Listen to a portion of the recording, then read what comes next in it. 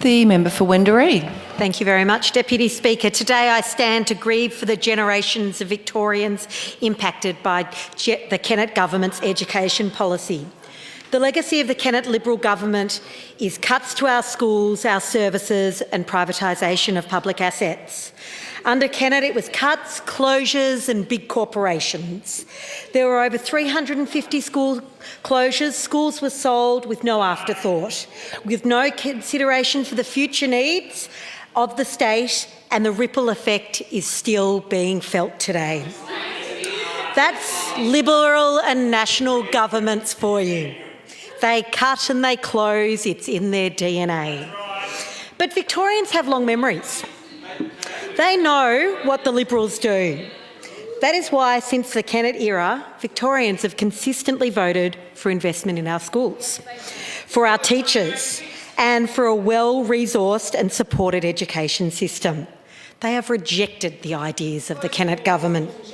Former Liberal Premier Ted Baillieu worked this out, and he was pretty smooth, our Ted, that he was very keen to get elected. So he made that very famous promise that Victorian teachers would be the best paid teachers. And the community was so thrilled about that, and that people said, this is really good news. And they actually then said, we might give this Liberal government a go. We might actually go, because they get education. They've learnt their lesson of the Kennett years. They've learnt that the community doesn't want cuts. They learned that the community doesn't want 8,000 teachers sacked, right? They've learnt that. But he lied. Sadly, he lied. And the reality of that lie is that in 2014, the people of Victoria said the Liberals cannot be trusted when it comes to education. Point of order, the member for General. Sorry, I call you to the attention to, obviously, with the unparliamentary language being used within the debate there with the word lie, which we already know has been definitely ruled out from within this parliament, and I ask you to correct the record and also guide the member on what words she can use. I can't correct the record, but I will ask the member for Wendouree to adhere by parliamentary language. Thank you, Deputy Speaker. The former Premier, Ted Baillieu, misled the people of Victoria. He did not follow through on his election commitment. He didn't deliver for the teachers of Victoria. So I'm proud to be a part of a government, that is building the education state. As a former teacher, I am proud. We've committed to delivering billions and billions of dollars and additional funding for our schools. Over the next 10 years, we will build 100 new schools and open them, 100 new schools, and we will upgrade 1,400 new schools, which is really, really great. Such important investment after our education system was devastated by the Kennett Government between 1992 and 1997.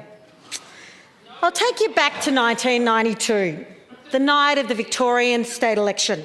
I clearly remember going to vote with my mum. We walked to Alfredton Primary School to vote. I was in Year 12. It was my first voting and I just turned 18. On that day, I had no idea the outcome of that election would have, and that the outcome of the election would have such serious consequences for so many Victorian students, teachers and communities. Watching the TV that night, the result was clear. The Kennett-led Liberal National Coalition was elected to govern Victoria with an overwhelming majority. And this would have a catastrophic impact on the state education. The cuts to education made by the Kennett Liberal Government continue to impact Victorians today, and this is what I agree. Order! Members will not speak across the table. I am having trouble hearing the member for Wendouree. Thank you, Deputy Speaker. When Jeff Kennett won the landslide with their election victory more than 25 years ago now, Victoria had 1,541 primary schools. The Kennett Government then went on to close 354 state schools in the 1990s. And when people speak of the legacy of the Kennett Liberal Government, some point to Jeff Shed, some point to CityLink, some point to the Balti Bridge and Crown Casino. But these are not projects that I think of when I think about Kennett's term of power and the Kennett years. I think about Victorian workers. I think about Victorian hospitals. I think about Victorian schools who are well and truly jeffed. I grieve for the real legacy of 7 long years of a Kennett government and the impact that had on Victorian. 8,000 teachers lost their jobs. 800 police cut. 3,500 nurses, Roma. Member for South West. 3,500 nurses, many of them in Ballarat. The Kennett Government privatised essential public services, our public transport, our electricity, gas, water distribution, and even the TAB. They privatised that as well. And on being elected, Mr Kennett imposed savage budget cuts that saw more than 350 schools shut, sites sold, and the loss of 8,000 teachers' jobs. There was also huge reductions to teachers' support services at our schools, having a terrible impact on our schools.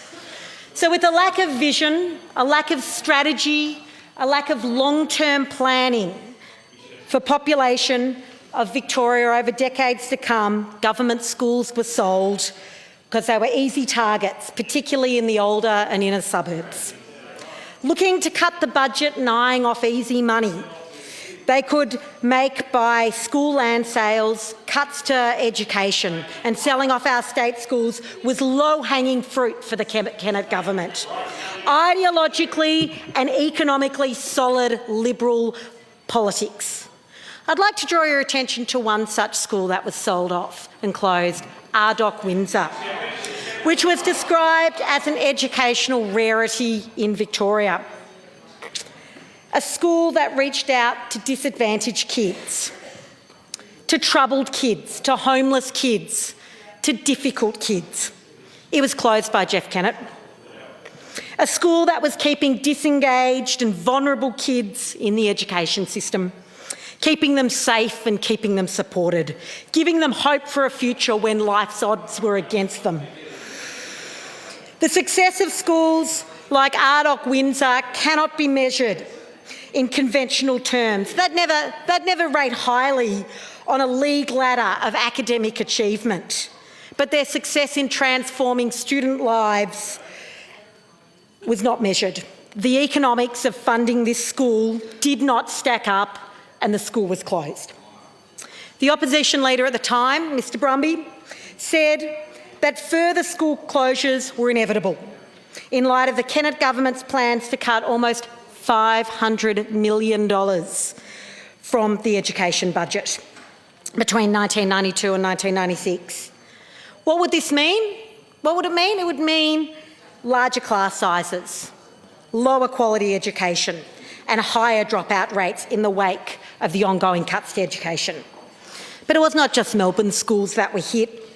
Rural areas were hit so hard with the Kennett wrecking ball, with 12% of all country primary schools closed by the end of 1993.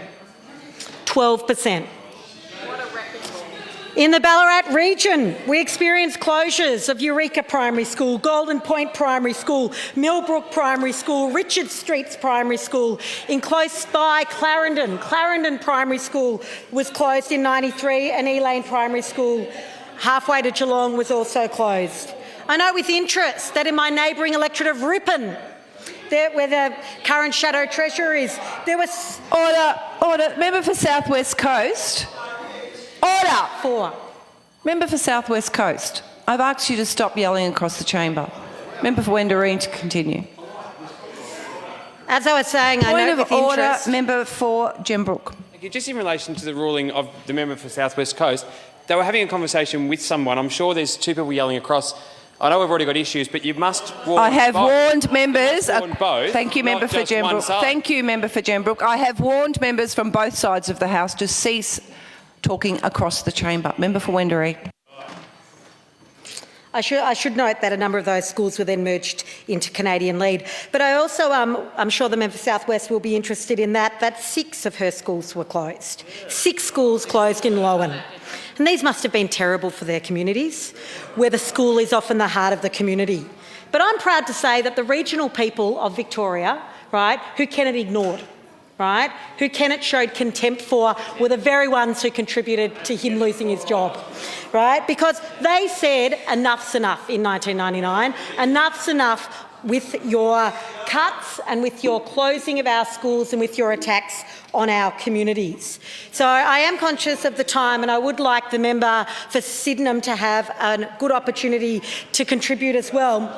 So I just want to finish by saying that one thing I am pleased about is that Jeff Kennett, despite all his bravado, admitted in an article in 2012 when he was reflecting on his legacy that it was in his favor to effect change, he failed to fully grasp the social implications of his policies.